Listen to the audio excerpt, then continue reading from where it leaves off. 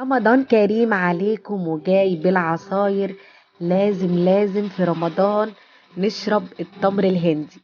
بتروحي تشتري من المعصرة الإزازة ب10 جنيه، أنا هعمل لك كمية ب5 جنيه كركديه ونص باكت تمر هندي، يعني هيكفيكي مرة تانية الباكت ب35 جنيه.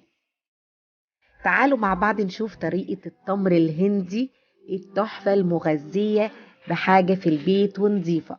شايفين الكوباية كده اللي تفتح النفس؟ هتغيري ريقك بيها، كوباية من البيت ونظيفة وزي الفل، وفي نفس الوقت الكركديه أصلا مغذي وحلو، وله فوائده كتير. جبت هنا ب5 جنيه كركديه من العطار، وجبت بقى الطبق بتاعي الكبير، غسلته كويس جدا وحطيت الكركديه الورق، ونزلت بقى بكيلو من السكر. يعني انا استهلكت كيلو ونص من السكر او كيلو وربع. بدأت ان انا غليت الكاتل بتاعي ونزلت بيه على الكركديه وقلبته كويس جدا. بعت بقى ابني جاب لي باكت التمر هندي دون من العطار ب35 جنيه. استخدمت نص القالب دون. بدأت ان انا اقطعه واحطه بقى في المية اللي بتغلي مع الكركديه زي ما انتوا شايفين بالطريقة دي. وبرضو غليت كاتل تاني ما شاء الله، مهما تحطي مية لونه غامق وطعمه مركز وتحفة جدا جدا. جربي الطريقة دي بجد مش هتندمي، وفرة ليكي كتير جدا.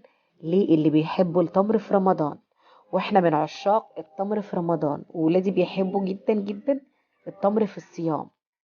زي ما انتوا شايفين بقى كده، سيبته يتنقع شوية، يعني ساعتين كده او 3 في المية السخنة اللي بتغلي.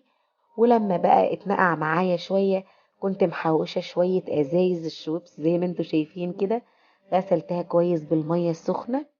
وجبت بقى القمع بتاعي وبدأت ان انا اصفي التمر بالكركديه زي ما انتوا شايفين في المنخل بتاع الدقيق. وبدأت كده حطيت القمع في الازازة علشان ما بهدلش الدنيا. وبدأت ان انا اصب الازايز بتاعتي تمر هندي بالكركديه، تحفة جدا جدا، اتمنى تجربوه. والحبة اللي اتبقوا حطيت في علب، وكمان مليت ازازة حطيتها في التلاجة نشرب منها. وعبيت في درج الفريزر الازايز بتاعتي دي. واتفرجوا بقى على طعم الكركديه، حاجة كده تحفة جدا جدا وزي الفل، وطعمه مركز وجميل جدا. اتمنى لو بتشوف الفيديو تجربي الطريقة، وان شاء الله هتدعي لي دعوة حلوة من قلبك. يا رب يكون الفيديو عجبكم وبتستفيدوا مني لو حاجة بسيطة، وتنفذوا الحاجة اللي بعملها، ان شاء الله تعجبكم جدا جدا جدا. لو وصلت لحد هنا من الفيديو ما تنسيش تصلي على النبي، واشوفك في الفيديو الجاي جايلكم حاجات حلوة.